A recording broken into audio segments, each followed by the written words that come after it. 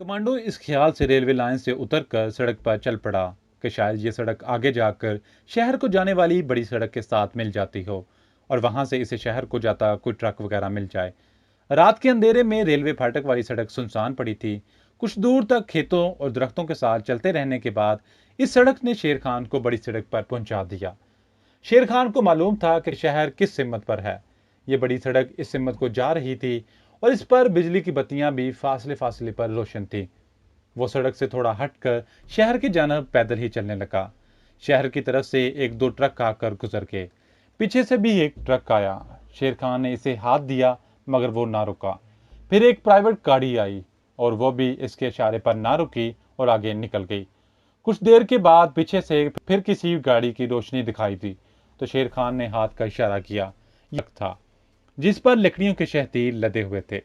खुदा जाने ड्राइवर के जहन में क्या, इसने ट्रक आगे जाकर सड़क के किनारे रोक दिया। कमांडो शेर खान दौड़कर ट्रक के पास गया। इसका ड्राइवर नौजवान तामिल था। इसने तामिल जबान में ही पूछा, कहाँ जाना है बाबू? शेर खान ने भी तामिल जबान में जवाब दिया, मजूरा जाना है। ड्राइवर ने कहा, बैठ जाओ। शेर खान ड्राइवर के साथ बैठ गया। ट्रक चल पड़ा। ड्राइवर ने पूछा, इस वक्त रात को तुम कहां से आ रहे हो?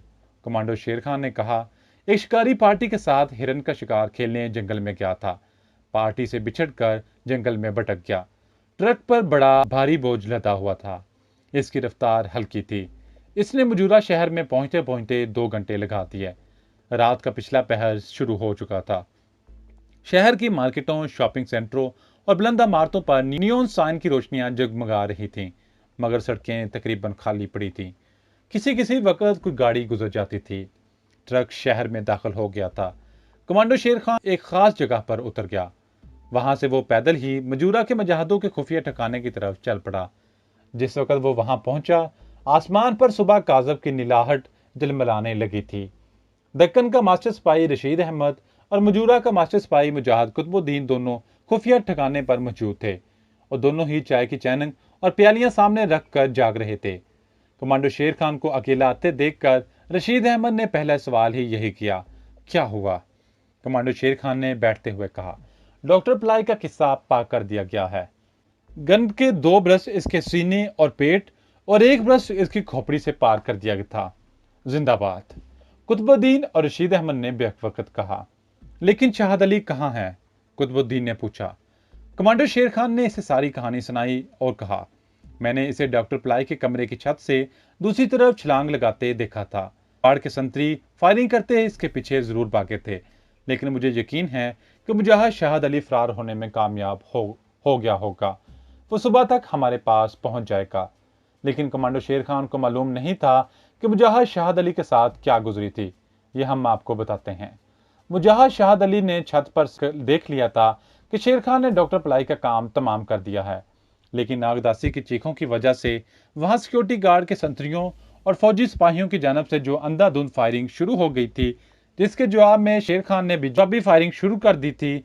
इसके बाद शाहद अली ने भी ऊपर से शेर खान को तहफ़्फ़ुज़ मुहैया करने के लिए फायर खोल दिया। सिपाहियों ने इसे देख लिया और इसको पकड़ने या हलाक करने के लिए गोलियां बरसाते इस जीने की तरफ दौड़े जो छत पर जाता था। अब शाहद अली के लिए वहां से फरार होना लाजमी हो गया था। चनाचा इसने छत की दूसरी तरफ झाड़ियों में छलांग लगा दी। झाड़ियां काफी घनी थी। वहां गिरने से कोई चोट वगैरह ना लगी। वो झाड़ियों से निकलकर अंधेरे में जंगल की तरफ दौड़ पड़ा। सिपाहियों ने इसे छलांग लगाते देख लिया था। इन्होंने इस पर गोलियां बरसानी शुरू कर दी। गोलियां दरख्तों के पत्तों और शाखों को उड़ाती हुई गुजर रही थी, लेकिन शाहद अली इन जद से निकल गया। सिम्मत का इसे अंदाजा था। कश्मीर के जंगलों में वह भारतीय फौजियों के खिलाफ इस किस्म के कई मार्के अंजाम दे चुका था। वह जंगली पौधों और झाड़ियों में से भागता हुआ इस सिम्मत को जा रहा था जिधर जंगल का किनारा था, जहां से शेर खान के साथ जंगल में दाखिल हुआ था। रात के अंधेरे में जंगल के रास्ते को पहचानना इसके लिए भी कोई नई बात नहीं थी। इसके पीछे फायरिंग के धमाके जरूर हो रहे थे, मगर गोलियां इसके ऊपर से ही गुजर रही थीं। दौड़ते दौड़ते वो जंगल के इस तंग रास्ते पर आ गया जो दरख्तों के नीचे से होता हुआ जंगल की सरहद तक चला गया था। अब वो दौड़ नहीं रहा था। अंधेरे में ज्यादा से ज्यादा तेज चलने की कोशिश कर रहा था। इसके पीछे अब फायरिंग की आवाज कभी कभी आ जाती थी, लेकिन आवाज बहुत दूर रह गई थी। इसे दूर दरख्तों के तनों के दरमियान रोशनियां इधर से उधर गर्दिश करती नजर आईं। वो समझ गया कि ये जंगल के किनारे वाले वाच टावर की सर्च लाइटों की रोशनी में है। इसे इन रोशनियों के दरमियान से गुजरकर जंगल की सरहद पार करनी थी। वो मुहतात होकर चलने लगा। रोशनी के करीब आया तो इसने देखा कि रोशनियां बड़ी तेज तेज गर्दिश कर रही थी। अचानक फायरिंग के धमाके होने लगे। शाहद अली वहीं एक दरख्त के पीछे हो गया और सामने की तरफ देखने लगा। ये फायरिंग वाच टावर की मशीन गन पोस्टों से की जा रही थी। इसको शेर खान का ख्याल आ गया कि कहीं ऐसा तो नहीं कि वो भी इस जगह से जंगल अबूर करने की कोशिश कर रहा हो और उसे देखकर सिपाहियों ने फायरिंग शुरू कर दी हो। इसने इस जगह से जंगल से बाहर निकलने का इरादा तर्क कर दिया और जंगल की दूसरी सिमत की जानब चल पड़ा। जंगल के इस इलाके से वो वाकिफ नहीं था, लेकिन इसे यकीन था कि वो जंगल से निकल जाने में कामयाब हो जाएगा। आखिर जंगल किसी न किसी जगह जाकर खत्म हो जरूर होगा। इस बात की तो इसे खुशी थी कि इनका मिशन नाकाम नहीं रहा था और इन्होंने दुश्मन इस्लाम और दुश्मन पाकिस्तान डॉक्टर पलाई को मौत की घाट उतार दिया था। जंगल के जिस इलाके में वो दाखिल हुआ था वहां खाइयां और घाटियां बहुत थीं। चनाचा अंधेरे में इसे फूंक फूंक कर कदम उठाना पड़ रहा था, मगर वो कहीं रुकने के बजाय चलता रहा। इसे उम्मीद नहीं थी कि जंगल खत्म हो जाएगा, लेकिन वो खिलाफे तवक्का जंगल के मशरक किनारे की तरफ पहुंच गया था। इसे दरख्तों के दरमियान से बहुत फासले पर दो तीन रोशनियां झिलमिलाती नजर आ रही थी। ये किसी सड़क पर लगे हुए खंभों की रोशनियां हो सकती थी। शहाद अली जल्दी जल्दी चलने लगा। इसका ख्याल था कि खुफिया रिसर्च सेंटर वालों ने इस तरफ कोई वाच टावर नहीं बनाया, क्योंकि इस तरफ सर्च लाइट की रोशनी कहीं भी नहीं थी। लेकिन ये इसका ख्याल गलत था। रिसर्च सेंटर वाले इतने अहमक नहीं थे कि जंगल के एक किनारे पर तो इन्होंने जबरदस्त सिक्योरिटी का इंतजाम कर रखा हो और दूसरा किनारा खुला छोड़ दिया हो।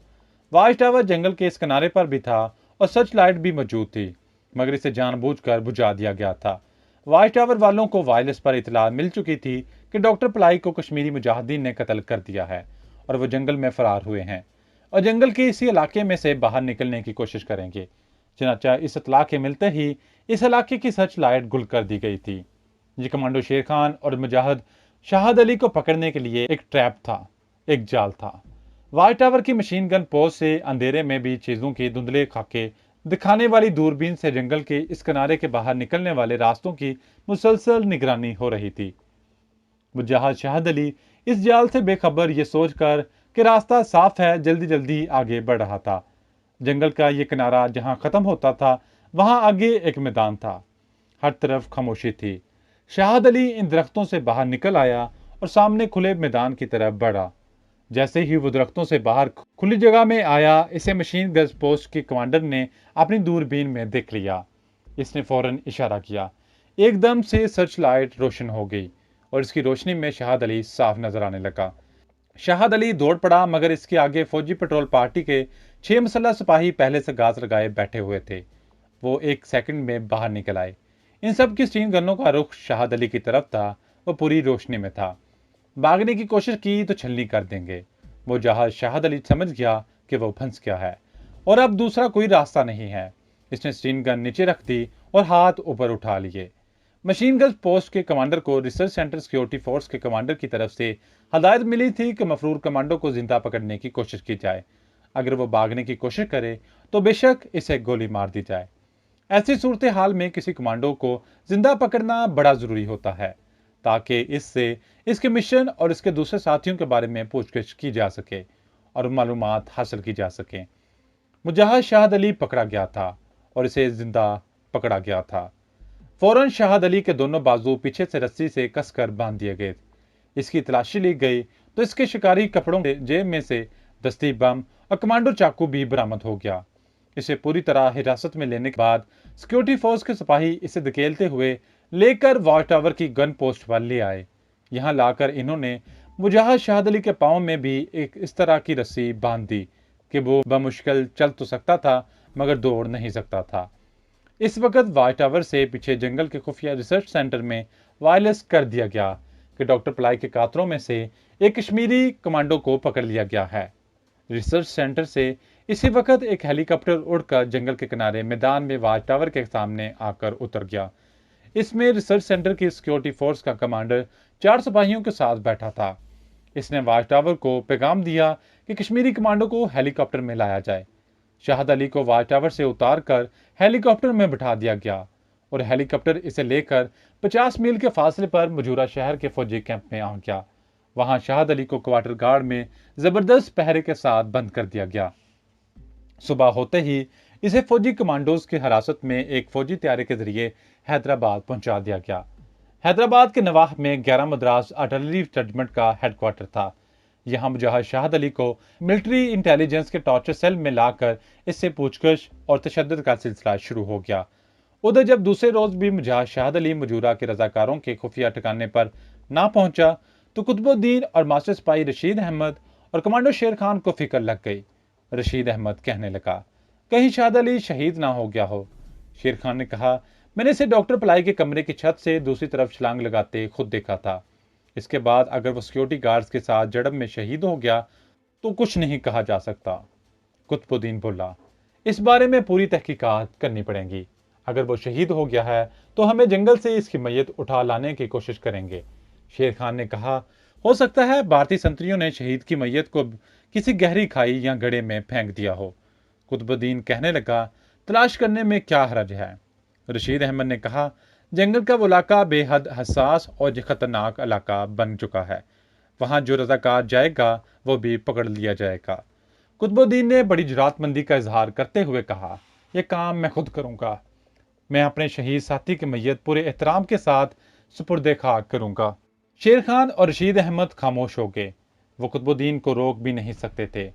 जब शेर खान ने कहा कि मैं भी तुम्हारे साथ जाऊंगा तो कुतुबुद्दीन बोला, तुम्हारा चेहरा मोहरा पंजाब के रहने वालों का है। तुम खामखा कितनी महारत से यहाँ की तामिल जुबान बोलो, तुम्हारा लहजा साफ पहचाना जाता है कि तुम तामिल नहीं हो।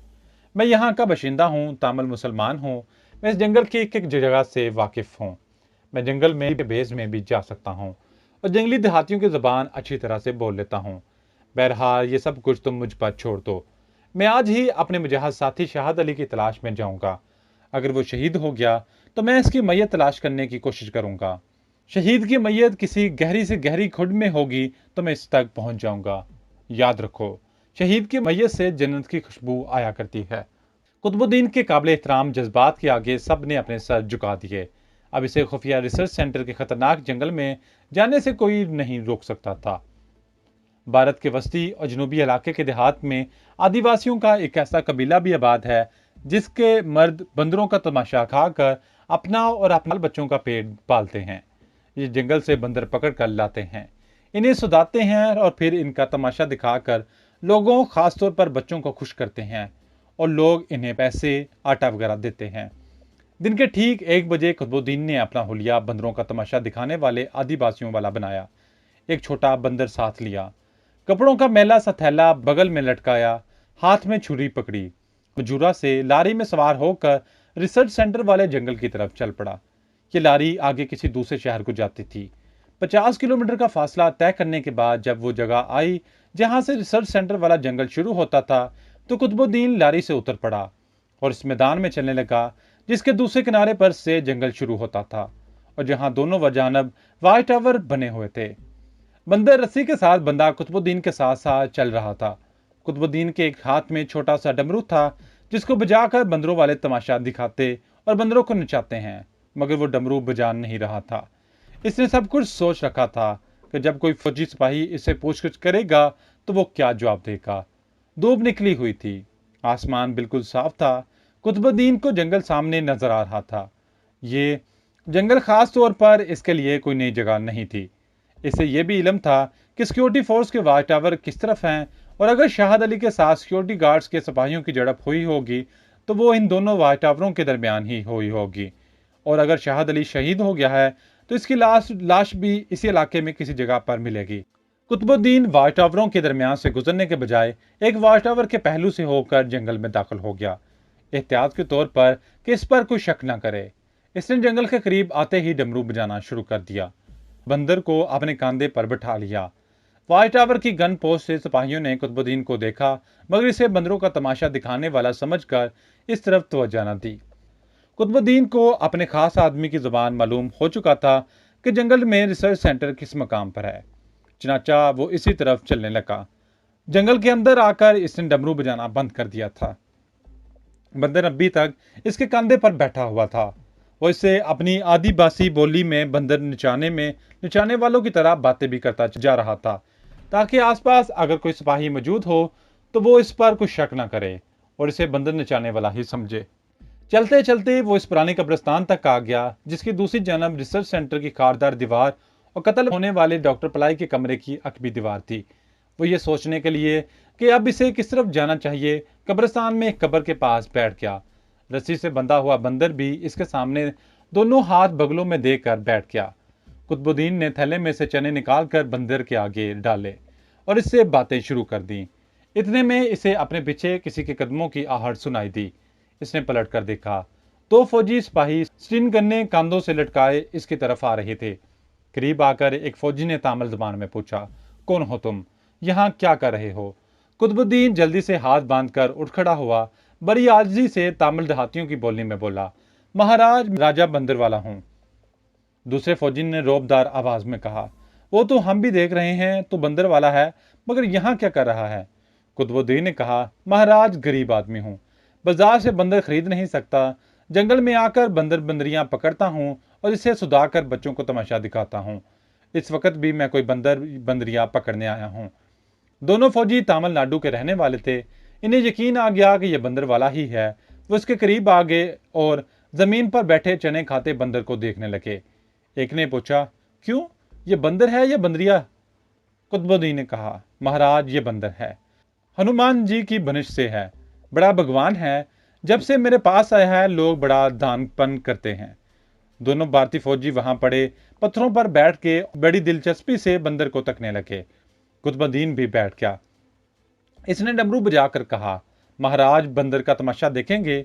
एक फौजी ने इसे सख्ती से मना करते हुए कहा, खबरदार, यहाँ डमरू मत बजाना। कुतुबुद्दीन ने फौरन डमरू बजाना बंद कर दिया। जो हुक्म महाराज। दूसरे फौजी ने बंदर की तरफ गौर से देखते हुए पूछा, हमने सुना है जो बंदर हनुमान जी की बिनिश से होता है, इसके पास बड़ी जबरदस्त ताकत होती है। कुतुबुद्दीन फौरन समझ गया कि ताकत से मुराद इस फौजी की क्या मुराद है। इन फौजियों पर अपना असर डालने के लिए कुतुबुद्दीन के हाथ एक बड़ा अच्छा नुक्ता आ गया था। इसने फौरन कहा, हाँ महाराज, इस बंदर में भी बड़ी जबरदस्त ताकत है। जब यह मस्ती में होता है तो इसके जिस्म से एक खास बू निकलती है, जिसकी बू सूंघ कर जंगल की बंदरियां दूर दूर से भागकर इसके पास आ जाती हैं। अच्छा, एक फौजी ने बड़ी दिलचस्पी से कहा। कुतुबुद्दीन ने इन भारतीय फौजियों की दुखती रग पकड़ ली थी। कहने लगा, हाँ महाराज, जंगल की सारी बंदरियां ख्वाह 6 हों ख्वाह 10 हों, इस बंदर के आगे पीछे फिरने लगती हैं। दूसरे फौजी ने बेताब होकर पूछा, फिर तुम्हारा बंदर क्या करता है? कुतुबुद्दीन हंस पड़ा। कहने लगा, महाराज, फिर मेरा बंदर तमाम बंदरियों से ब्याह रचा लेता है। सब बंदरियों से? पहले फौजी ने हैरान होकर पूछा। कुतुबुद्दीन ने कहा, महाराज, मेरा बंदर हनुमान जी की बनिश से है। इसके पास इतनी ताकत है कि दुनिया की सारी बंदरियों को अपनी पत्नी बना सकता है। दूसरे फौजी ललचाए हुए लहजे में कहा, दोस्त, ये बताओ, इसकी ये ताकत हमें नहीं मिल सकती? कुतुबुद्दीन इन भारतीय सिपाहियों को जिस मकाम पर लाना चाहता था वो इस जगह पर आ गए थे। इसने टाल मटोल करने के अंदाज में जवाब दिया, ये बड़ा मुश्किल काम है महाराज। ये बंदर हर माह पहाड़ियों में निकल जाता है और पहाड़ियों का सच सलाजीत खाता है। ये सलाजीत क्या होता है? एक फौजी ने पूछा। कुतुबुद्दीन ने कहा, महाराज, ये पहाड़ों की मस्ती होती है। पहाड़ियों में ये ऐसी जगहों पर पत्थरों के साथ चिमटी होती है जहां किसी इंसान का गुजर नहीं होता। सिर्फ ये खास बंदर ही इसकी बू सूंघ कर इस तक पहुंच जाते हैं।